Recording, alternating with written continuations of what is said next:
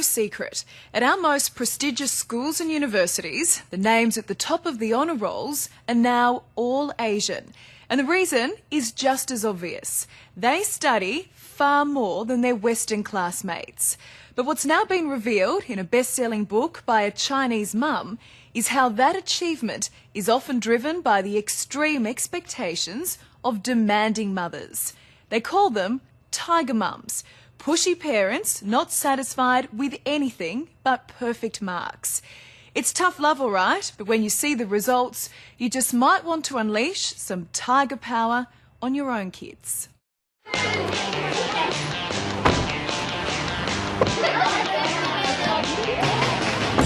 It's 4 o'clock on Thursday afternoon and school's out. But for these kids in Sydney's West and thousands around the country, the academic day is far from over. Nice and loud. What was that? Former. Correct. F-O-R. Their parents are fast-tracking them to success with extra tutoring at coaching college. And it's no coincidence the huge majority come from Chinese families. And you enjoy learning, don't you? Yes. What is it about it that you love? Well, I think it's like you take in new things and you know that someday all this information is going to come in handy and you are going to, like, wow everyone with your awesome knowledge. C-A-P-R-I-C-I-O-U-S, capricious. That is correct. For 11-year-old Leanne Yang, being top of the class means everything. And her hours of extra study and coaching are paying off. She won the highly competitive New South Wales Spelling Bee and topped the state in her age exams. She likes reading, she studies a lot. So now we need to plug in the number, the one that we are given. Leanne's an only child, and her mum Amelia, like most Chinese parents, values academic excellence above all else. No kids like study naturally, but I think the most important thing is for them to know that they have got a responsibility to study. And once kids know that, it's much easier because you don't have to push them because they know this is my job, this is my duty, and I need to carry it out properly before I can have other fun. If I didn't have to study, but I could still learn things, then no, I probably wouldn't study. But seeing as there's no magical brain pill that automatically gives you 100,000% brain power, then unfortunately. Maybe I'll invent it someday. Leanne is happy to do her duty.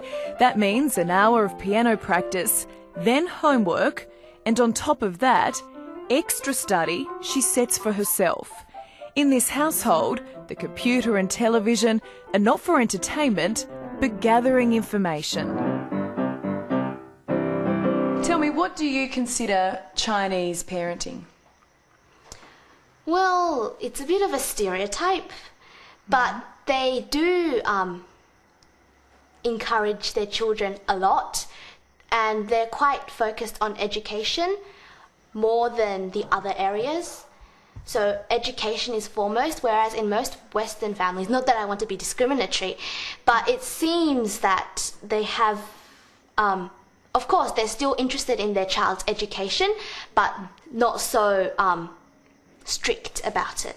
It's almost a case now where Western kids in schools say, well, I came first if you don't count the Asians. Okay, now walk, okay, just walk, be careful on the stairs. Ros Woofers opened her coaching college, the SWAT Shop, 20 years ago and has seen Chinese parenting become a dominant force in Australian schools. Students from immigrant families started to fill her classes more than 10 years ago. The result? They now fill every top school and university in the country.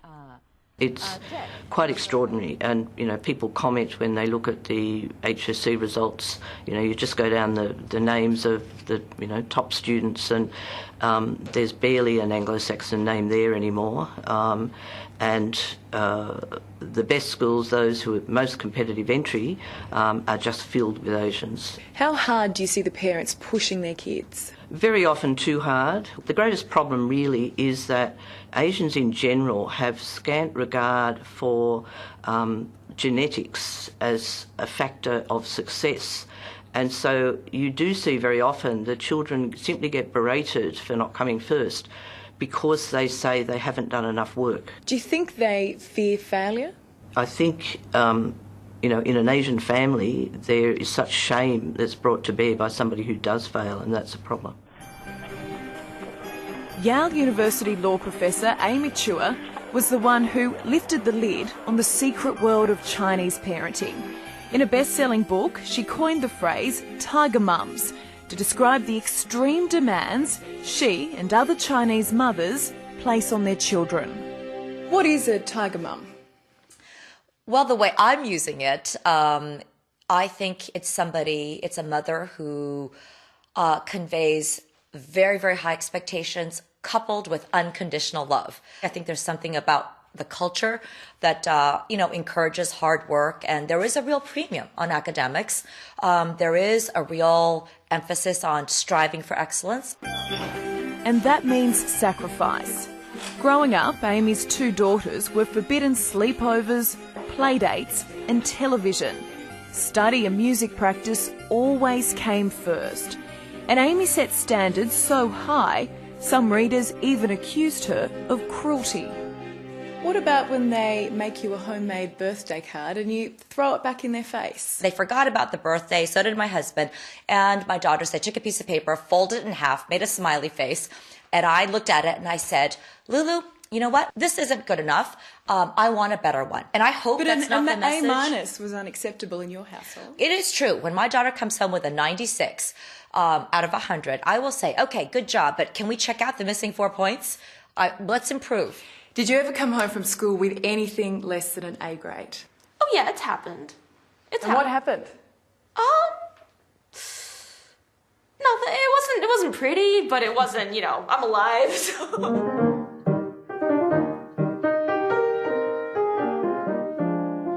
Amy's eldest daughter, Sophia, seems to have survived her tiger mum upbringing unscathed, but her piano still bears the scars of endless hours spent practicing. Wow! So these are the teeth marks? Those are the teeth marks. So you actually gnawed on your piano? Yeah, that happened. I was really frustrated, and I may or may not have taken it out on the piano here, so... What did you think of Amy's parenting style? Very rigid, and even I think to our standards, we found it has been very, very extreme. So this time we have 3 weeks school holidays. Chinese parents raising their children in Australia don't subscribe to some of Amy Chua's tough love tactics, but they do enforce strict rules of their own. Anytime Leanne and her friend Catherine spend away from their studies is monitored by their mums, Amelia and Joyce. One of the big rules for Catherine is to prioritise no TV or computer games until work is done. Do you let them use Facebook? I don't let her. Where do we stand on sleepovers? Yeah. Sleep over at my place is okay, but no way for her to go out to sleep over. If I was to ask the girls, would they say you were strict? They might say that. My daughter might say that, but as parents, we are supposed to be warm and demanding. And that's how I see the parent role to be. I'm not quite sure. My parents aren't extreme, nor are they extremely lax. So the thing is, if I know I can get an A, then there's no reason why I shouldn't get an A, and therefore I try my best to get an A or higher. You're pretty smart, aren't you? Some could say that. I reckon this is one of those questions Mummy's not smarter than a fifth grader. Joyce cut back her own work hours to ensure Catherine did well in entrance exams for the best high schools. Okay, let me check the answer. And you have to do extra homework on top of what the teacher assigns? Well, from my tutoring homework as well, and sometimes my mom assigns me homework as well. Mum assigns homework? Yeah. Well, that sounds pretty cruel. Not that cool. It's not that much, but yeah. I believe that children should be challenged, but should not be pressured. There is a difference in there. And once she comes home with a test, you can say, oh, 90% are all correct. 10% we've got cross there. So we know that, Catherine, you have a little bit extra learning to do. Do you think you found a good balance with your parenting? We would like to achieve that fine balance. Yeah. From the academic perspective, we do encourage our children to try their best. But in the meanwhile, we also are taking time to allow the girls to having fun. So what do you do for fun? I like to read, I like to listen to music, mostly listen to music. What about Justin Bieber? No. Oh, you're quite adamant about that. Yes, I am. How long have you been playing? I don't know. You don't know? 5 minutes. Finding that balance between learning and leisure is a challenge for any parent.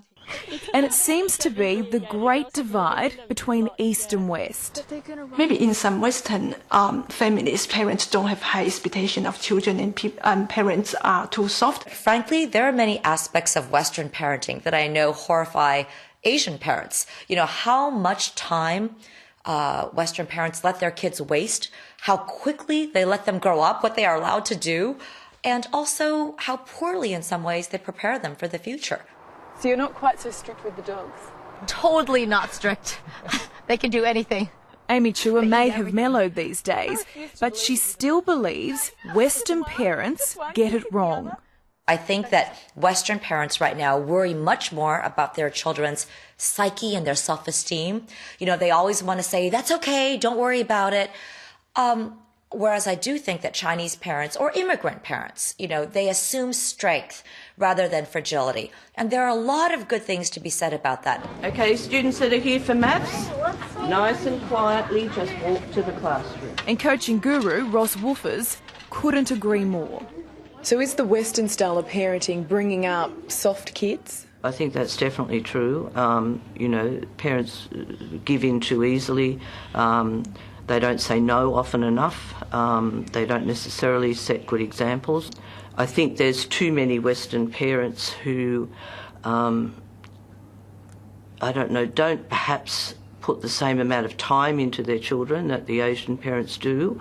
I'd love to see a happy medium between Amy Chua and the general Australian Western method of parenting. Most definitely, I think somewhere between the two would be absolutely ideal. After meeting Leanne, there's no doubt this little girl always had the potential for success. All that extra study has absolutely guaranteed it. Well, I'm pretty sure I want to go into forensics. I found out that there was such thing as forensic engineering, and I've always been interested in science and mystery and sort of crime, but not on the bad side, on the good side obviously. And I thought the forensic engineering sounded really fun. So, why not?